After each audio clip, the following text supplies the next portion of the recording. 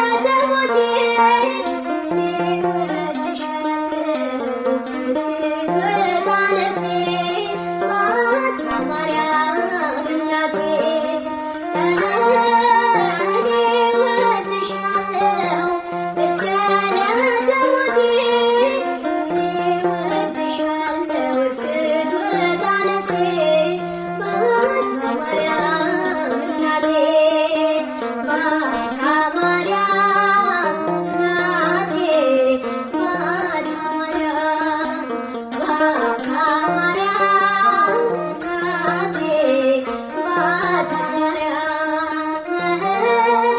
እኔ እወድሻለሁ እስከ ሞቴ እኔ እወድሻለሁ እስክትወጣ ነፍሴ ማርያም እናቴ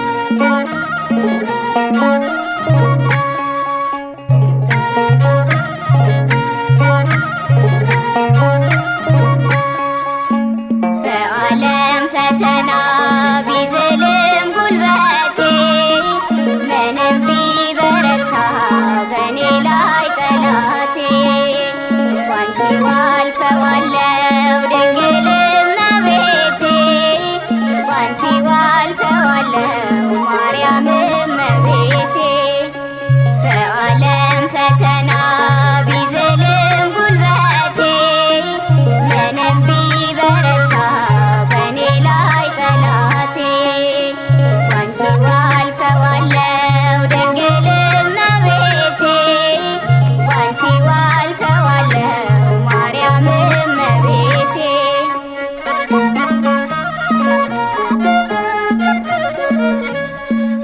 በመስቀል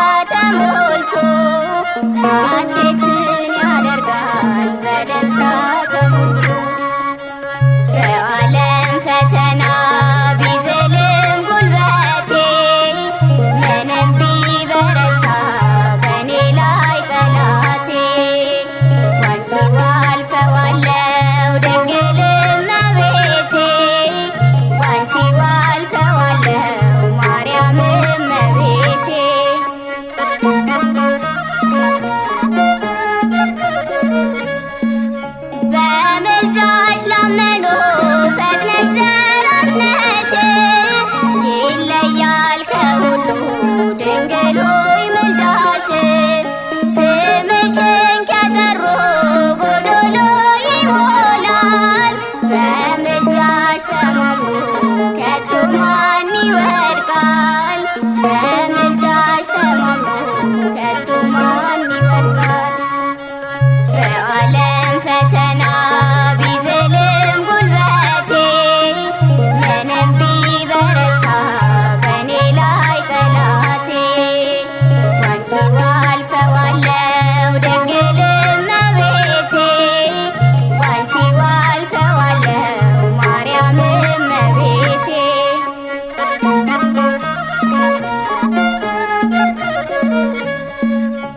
አምላክን ጠርቶ ማንስ አፍሮ ያውቃል? ስለ ድንግል ብሎ የራበው ይጠግባል። ለእንክሶች ፍኖትን ለዕውር ብርሃን አንቺ ነሽ ማርያም የሁላችን ዓይን አንቺ ነሽ ድንግል የሁላችን ዓይን።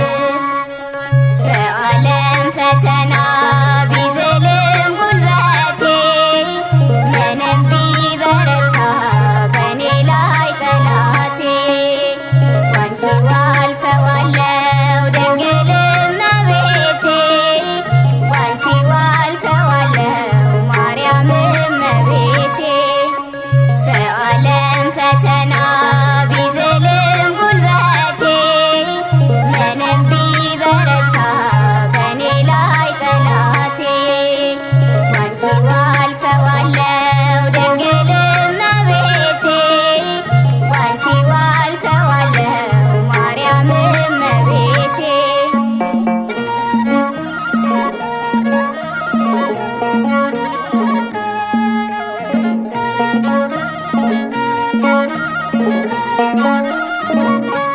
በአዲስ ኪዳን ግን ጌታ ለሳምራዊቷ ዮሐንስ 4 ላይ እንዳለው እንዳሁኑ በኢየሩሳሌም ሳይሆን በመንፈስና በእውነት በመላው ዓለም የሚመለክበት ጊዜ ደርሷል ስላለ በመላው ዓለም ቤተክርስቲያን ታንጻ ይሰገድለታል፣ ይመለካል ክርስቲያን። ያን ጊዜ ግን ብቸኛው የእግዚአብሔር ማደሪያ አንድ ቤተ መቅደስ ያለባት ታቦት የነበረባት ክህነት መስዋዕት የነበረባት ብቸኛዋ ኢየሩሳሌም ስለነበረች ዳንኤል መስኮቱ ወደዚያች አድርጎ ይሰግዳል ሁልጊዜ። እንዲህ ያለውን ልቡና እግዚአብሔር አምላካችን ያሳደረብን። ስለዚህ ምን አሉ? ጸሎቱ ታማኝ መሆኑን አውቀው እነሱ ራሱ ሕግ ብናወጣ ዳንኤል ይገርመኛል። ከሱ ታማኝነት ይልቅ የሱን ታማኝነት አሕዛብ ራሱ ያውቁታል። ለምሳሌ ማንም ሰው ወደ አምላኩ በዚህ 30 ቀን አይስገድ ብለን ስናወጣ ዳንኤል ሕጋችን አክብሮ ለአምላኩ መስገድ እንደማያቆም እርግጠኞች ነበሩ። ታውቃላችሁ? ሕጉን እኮ ያስወጡት እሱ አምላኩን ያስቀድማል። ከአምላኩ የሚያስቀድመው ሕግን የእግዚአብሔር ከመፈጸም የሚያቆመው አንዳች ነገር የለ። አይፈራም፣ አይሰቀቅም ብለው ነው። እኔ የሚገርመኝ ይሄ ነው። እውነት ነው የምነግራቸው። ዳንኤልስ ታማኝ ነው። ለእግዚአብሔር ታማኝ ነው። ለሃይማኖቱ ታማኝ፣ ለሕጉ ታማኝ ነው። ግን የእሱን ታማኝነት አሕዛብ ሁሉ ያውቁታል። አሁን እኮ ታውቃላችሁ አይደል? በዚህ ዘመን የእኛን ታማኝ አለመሆን አሕዛብ ሁሉ ያውቁታል። አሕዛብ እንደምን ዘመን የወለደውን ተከትለን እንደምንዋሽ፣ አንዱ ካድሬ ያለንን ይዘን እንደምንጠፋ፣ አገልጋዮች ሁሉ እንደምናጭበረብር ዓለም ራሱ ያውቃል። አሁን ያውቃሉ። ፖለቲከኞች እኮ ያውቃሉ። ቄሶችን ብናመጣቸው ምንላቸውን ይላሉ ብለው ያውቃሉ። ዳንኤል ግን በጭራሽ እንደማያደርገው አሕዛብ ራሱ ያውቁ ነበረ። ክርስቲያኑ በጣም አስገራሚ። የአምላኩን ሕግ እንደማይተላለፍ፣ ጸሎት እንደማያቆም፣ እንደማይፈራ፣ እንደማይሰቀቅ። አይፈራም ማለት ይፎክራል ማለት አይደለም። አይፈራም ማለት ይሳደባል። እሱ የባለጌዎች ነው። አምላኩን ግን በስነ ስርዓት ያመልካል። ታማኝ ነው ለእግዚአብሔር። እግዚአብሔር ታማኝ እንድንሆን በቸርነቱ ይርዳል።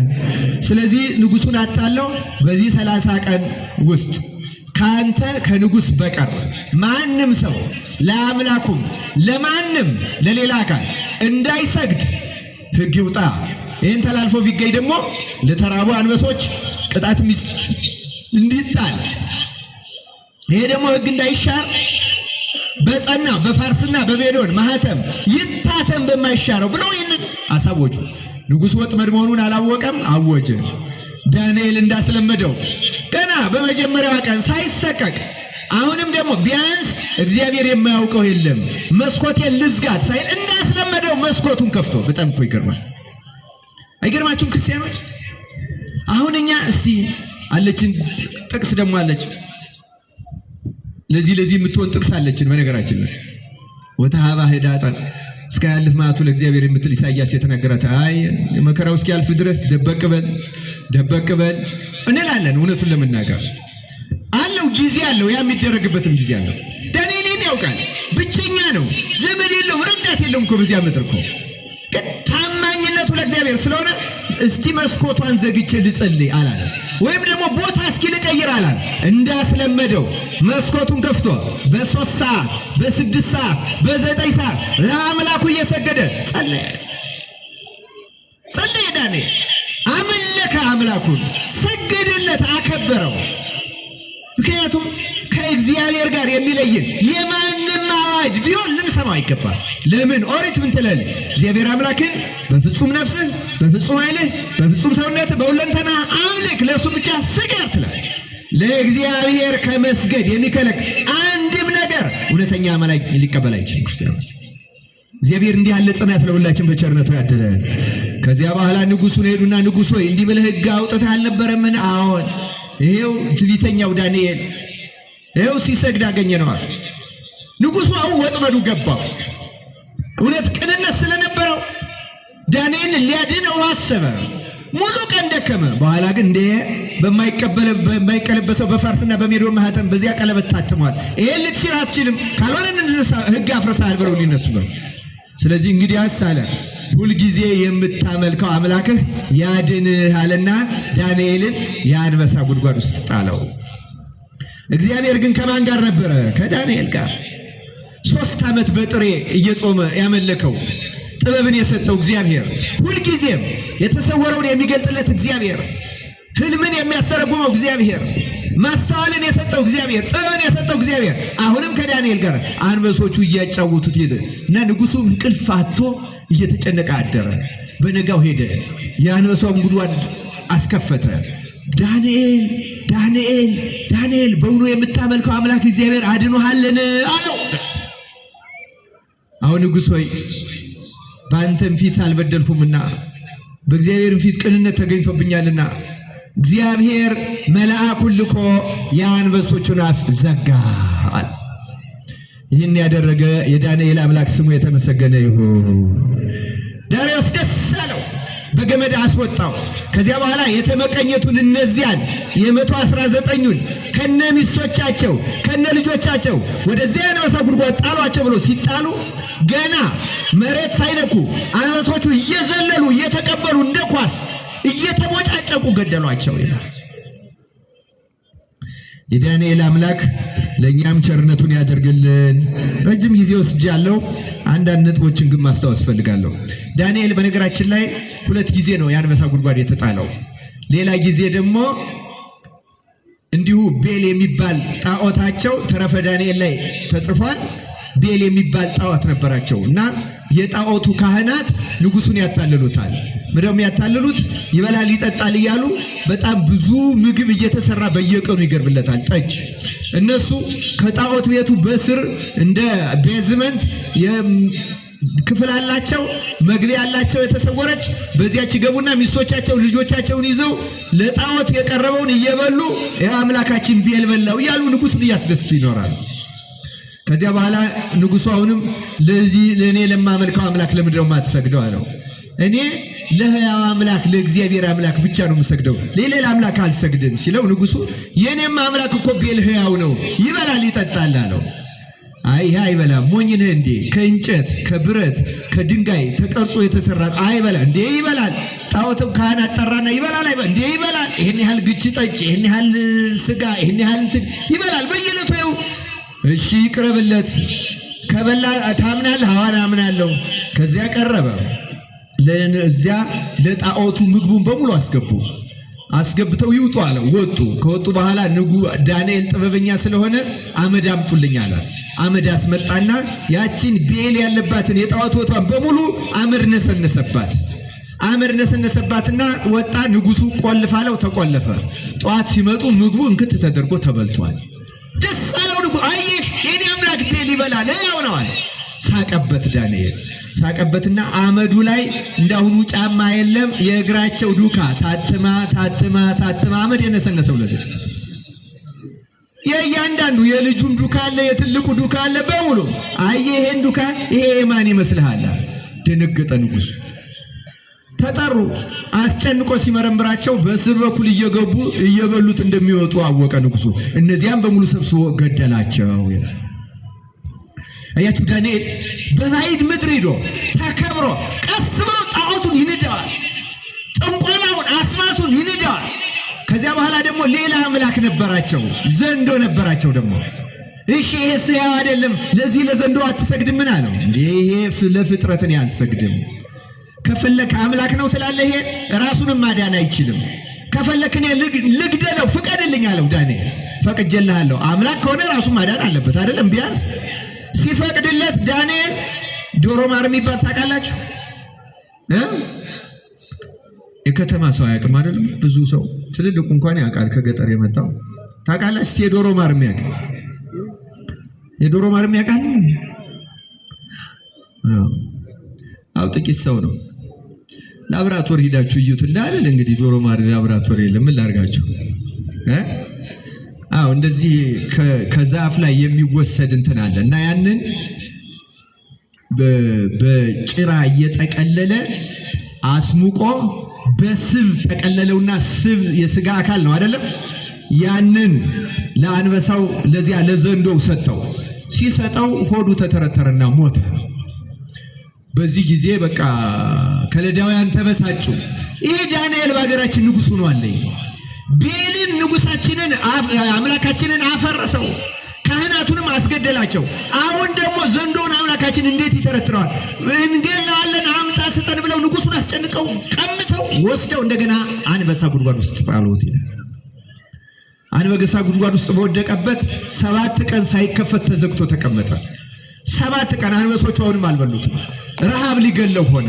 እግዚአብሔር ተረፍ የሚባሉ አሉ። እስራኤል ተማርከው አንድ ሰው ሳይቀር አይደለም የተረፉ አሉ። እዚያ ትሩፋን ይላቸዋል መጽሐፍ።